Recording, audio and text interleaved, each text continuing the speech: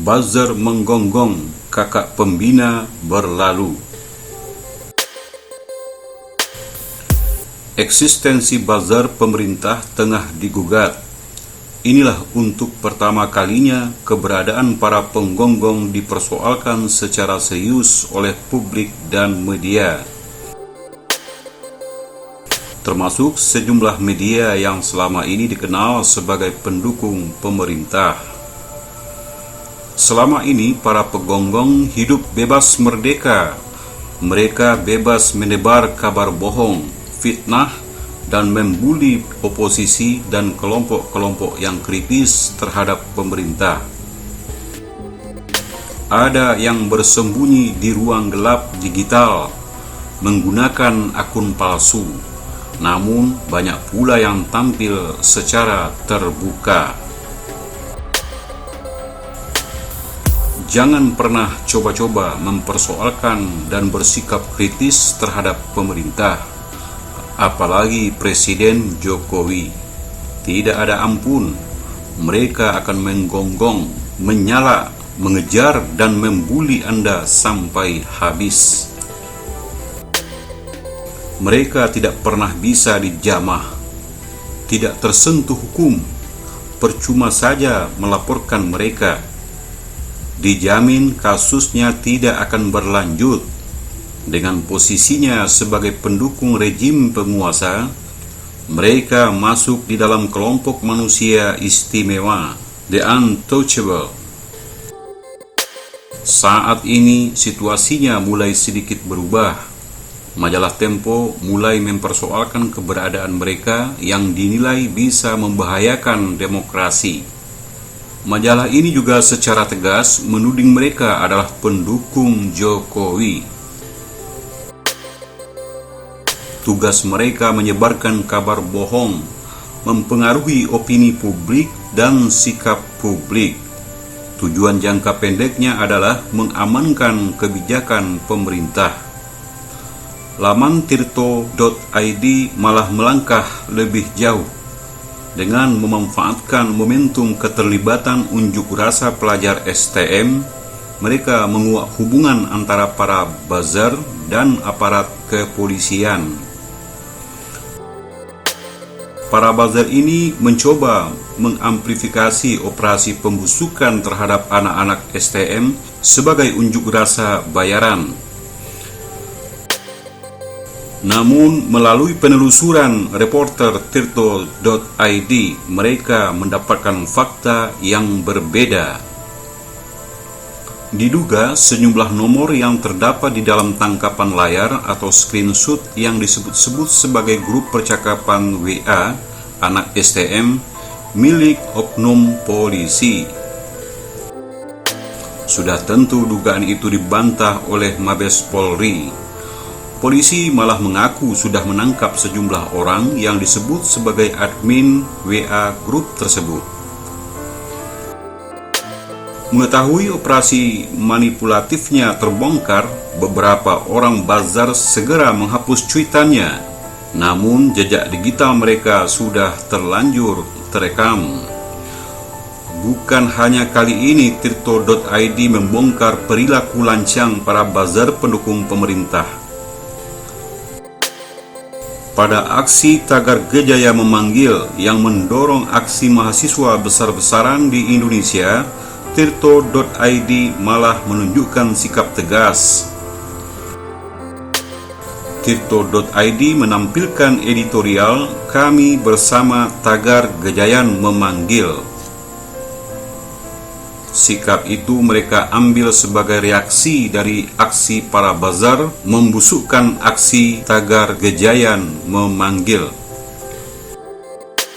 Para buzzer menyebut aksi ini ditunggangi oleh kelompok Islam radikal dan pengusung khilafah. Tekanan publik dan media terhadap para penggonggong ini kian keras. Dalam pekan ini beredar hasil penelitian perilaku buzzer hasil riset dua orang peneliti dari Universitas Oxford, Inggris.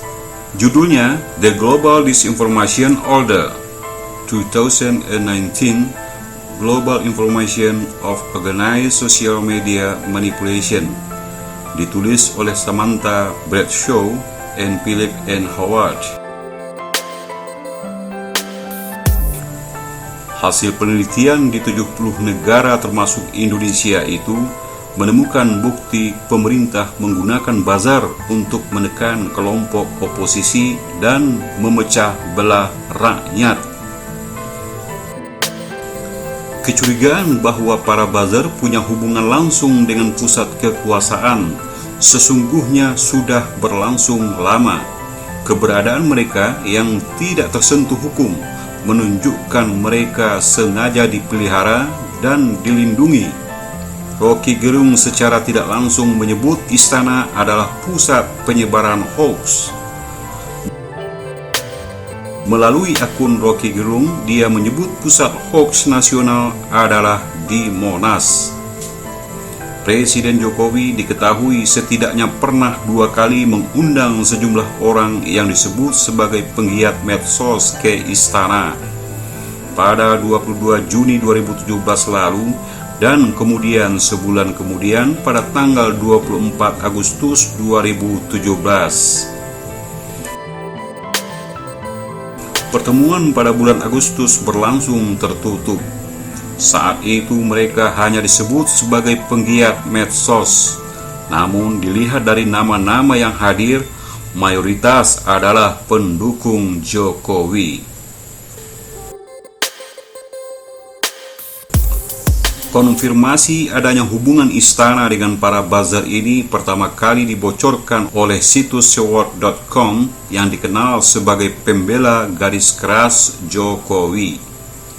Melalui akun fanpage Facebook pada tanggal 2 Mei 2019, Seward membocorkan pertemuan puluhan orang buzzer dengan seseorang yang disebut sebagai kakak pembina, seorang figur pengarah gerak para buzzer pendukung Jokowi.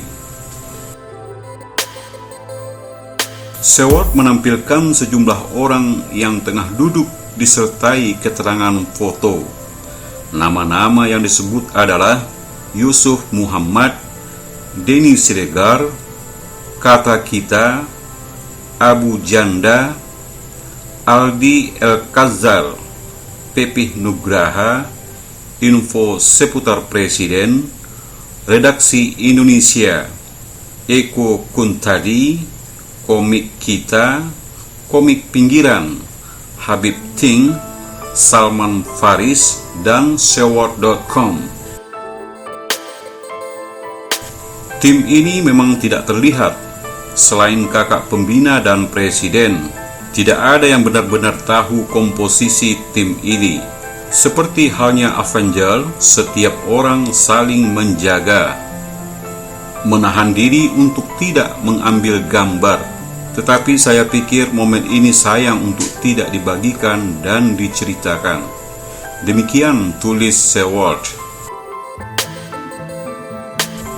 Siapa kakak pembina ini? Masih menjadi spekulasi media dan medsos. Kepala Staf Presiden Muldoko membantah dirinya adalah kakak pembina. Muldoko mengaku para buzzer ini adalah pendukung Jokowi. Namun keberadaan mereka saat ini mulai dirasakan mengganggu dan merugikan Jokowi. Ya, kita melihat dari emosi yang terbangun. Emosi yang terbangun dari kondisi yang tercipta itu merugikan.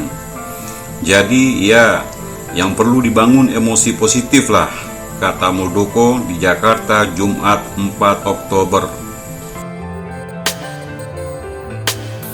Bagi Jokowi, keberadaan buzzer ini seperti buah simalakama.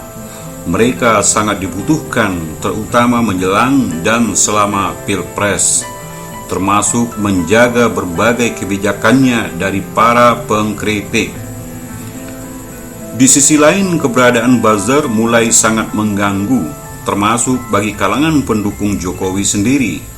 Perilaku mereka tidak terkendali lagi. Seperti anjing penjaga, mereka akan menggonggong, menyalak, mengejar dan meneror siapapun yang dianggap mengganggu tuannya. Gonggongan dan salakan mereka yang sangat keras bukan hanya mengganggu orang lain, tetapi juga sudah mulai mengganggu tuan mereka sendiri.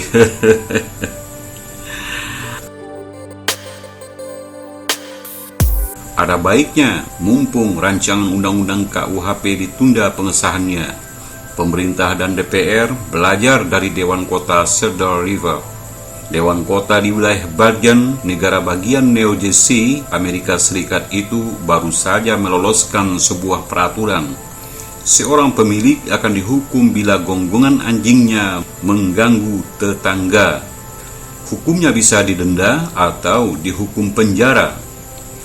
Melalui peraturan tersebut, seekor anjing peliharaan dilarang menggonggong lebih dari 20 menit antara pukul 7 pagi hingga 22 malam, atau lebih dari 15 menit antara pukul 22 malam hingga jam 7 pagi. Dalam KUHP yang baru akan sangat menarik dimasukkan pasal semacam itu. Seorang buzzer yang menggonggong secara berlebihan tanpa mengenal waktu dan sangat mengganggu, maka si kakak pembina bisa didenda atau dihukum penjara. Dengan undang-undang semacam itu, diharapkan ada aturan dan tanggung jawab atas perilaku buzzer. Jangan sampai terjadi buzzer menggonggong, kakak pembina berlalu.